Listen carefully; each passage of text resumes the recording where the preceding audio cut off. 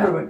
So പുതിയൊരു academic ഇയറിലോട്ട് നമ്മൾ step in ചെയ്യാനായിട്ട് പോകണം അല്ലെ. അപ്പം ഈ ഒരു സമയത്ത് നിങ്ങൾക്ക് ഈ വർഷം ഏറ്റവും ബെസ്റ്റ് ആയിട്ട് എങ്ങനെ നിങ്ങൾക്ക് അക്കാഡമിക്കലി പെർഫോം ചെയ്യാം എന്നുള്ള കാര്യം മാത്രം നിങ്ങൾ ഓർത്താൽ മതി. ലാസ്റ്റ് ഇയർ എത്ര മാർക്ക് കിട്ടി അല്ലെങ്കിൽ എങ്ങനെ നിങ്ങൾ പഠിച്ചു എന്ന കാര്യങ്ങളൊന്നും നിങ്ങൾ നീ ചിന്തിക്കണ്ട.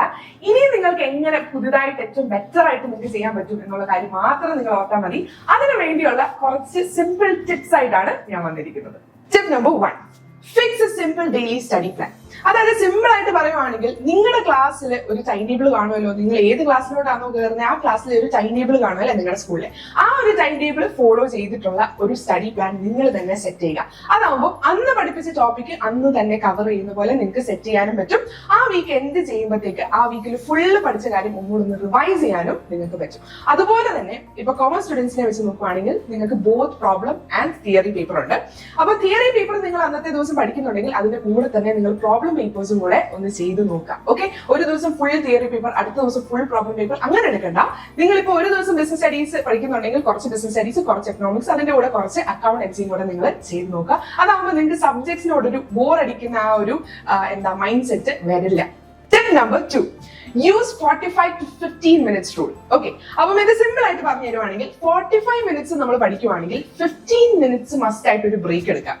ഓക്കെ, നമുക്ക് മാക്സിമം 20 minutes ഓഫ് കോൺസെൻട്രേഷനെ നമുക്കുള്ളൂ. അതിൽ നമ്മൾ 45 minutes വരുന്നത് നമ്മൾ പഠിക്കുവാണ്, കോൺസെൻട്രേറ്റഡ് ആയിട്ട് വേറെ ഡിസ്ട്രാക്ഷൻ ഒന്നും ഇല്ലാതെ നമ്മൾ പഠിക്കുവാണെങ്കിൽ next 15 minutes we have to take a break. Okay, അല്ലെങ്കിൽ നമ്മൾ പഠിച്ചു തന്നെ ഒത്തിരി ഭയങ്കര ഓവർലോഡഡ് ആയിട്ട് നമ്മുടെ ബ്രെയിനിന് ഫീൽ ചെയ്യും. അതോടുകൂടി നമ്മൾ ആ സബ്ജക്ട് മടുക്കാനായിട്ടുള്ള ചാൻസ് ഉണ്ട്.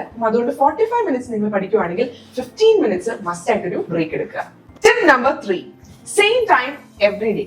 നമ്മൾ എല്ലാ ദിവസവും ഒരേ സമയത്ത് പഠിക്കാനിരിക്കുക. ഓക്കെ, ഇപ്പൊ നിങ്ങൾ ഒരു 2 weeks നിങ്ങൾ അതൊന്ന് പ്രാക്ടീസ് ചെയ്യുവാണെങ്കിൽ, for example 6 PM to 8 PM നിങ്ങളുടെ ഒരു സ്റ്റഡി ടൈം നിങ്ങൾ സെറ്റ് ചെയ്യുവാണെങ്കിൽ നിങ്ങൾ ഒരു 3 weeks കഴിഞ്ഞിട്ട് അല്ലെങ്കിൽ 2 weeks ഒക്കെ കഴിഞ്ഞിട്ട് വെരി നെക്സ്റ്റ് ഡേ നിങ്ങൾ നോക്കുവാണെങ്കിൽ 6 മണിയാകുമ്പോൾ നിങ്ങൾക്ക് പഠിക്കാൻ വേണ്ടിയുള്ള ഒരു മൈൻഡ് തന്നെ വരും. ഓക്കെ, അപ്പം അതുകൊണ്ട് സെയിം ടൈം തന്നെ നിങ്ങൾ സെറ്റ് ചെയ്യാനായിട്ട് നോക്കുക. Tip number 4, revise regularly. നിങ്ങൾ ഏറ്റവും ഇമ്പോർട്ടന്റ് ആയിട്ട് ചെയ്യേണ്ട ഒരു കാര്യമാണ്. ഈ റിവിഷൻ എന്ന് പറയുന്ന ഈ ഒരു കോൺസെപ്റ്റ് മോസ്റ്റ്ലി എല്ലാവരും എക്സാം ടൈമിൽ മാത്രം ചെയ്യുന്ന ഒരു കാര്യമാണ് അല്ലെ. നിങ്ങൾ പഠിച്ച കാര്യങ്ങൾ നിങ്ങൾ റിവൈസ് ചെയ്യാനായിട്ട് നോക്കുക. റിവൈസ് ചെയ്യേണ്ട സമയത്ത് നിങ്ങൾ ചാപ്റ്റേഴ്സ് എടുത്ത് പഠിക്കുന്നു.